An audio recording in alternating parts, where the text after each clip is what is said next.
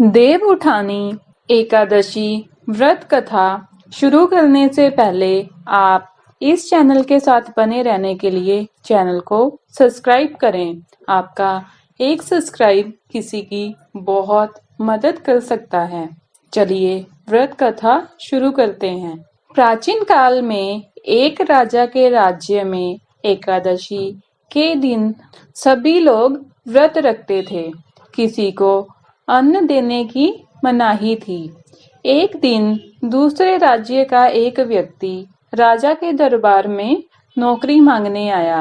राजा ने कहा, नौकरी मिलेगी, लेकिन शर्त है कि एकादशी के दिन अन्न नहीं मिलेगा।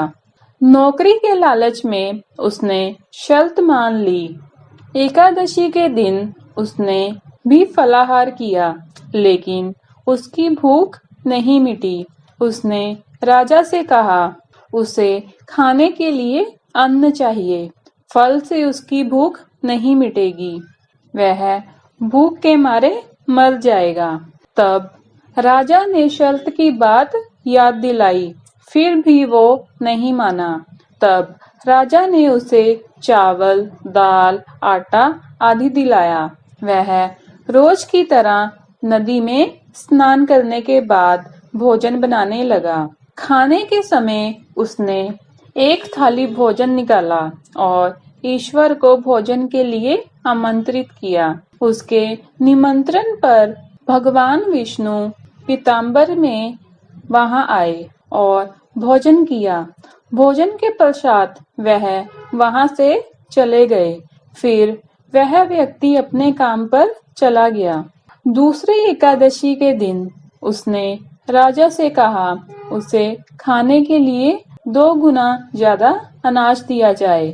इस पर राजा ने कारण पूछा, तो उसने बताया, पिछली बार वह भूखा रह गया था, उसका भोजन भगवान ने कर लिया था।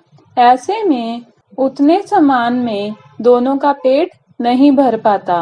राजा आश्चर्य में पड़ गया। उसे उस व्यक्ति के बात पर विश्वास नहीं हुआ। तब उसने राजा से साथ चलने को कहा। एकादशी के दिन नदी में स्नान करने के बाद उसने भोजन बनाया। फिर एक थाल में खाना निकाल कर भगवान को बुलाने लगा, लेकिन वह नहीं आए। ऐसा करते हुए शाम हो गई। राजा एक पेड़ के पीछे छिपकर सब कुछ देख रहा था। अंत में उसने कहा, भगवान आप नहीं आएंगे तो नदी में कूदकर प्राण त्याग कर दूंगा। भगवान को ना आता देखकर वह नदी की ओर जाने लगा।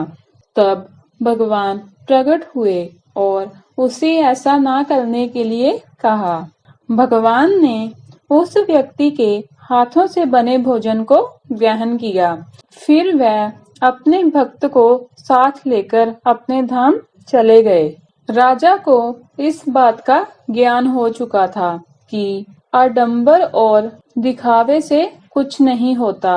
सच्चे मन से ईश्वर को याद किया जाए तो दर्शन देते हैं और मनोकामनाएं पूरी करते हैं। इस ज्ञान प्राप्ति के बाद वह भी सच्चे मन से व्रत करने लगा। अंत में उसे भी स्वर्ग की प्राप्ति हुई। बोलो विष्णु भगवान की जय।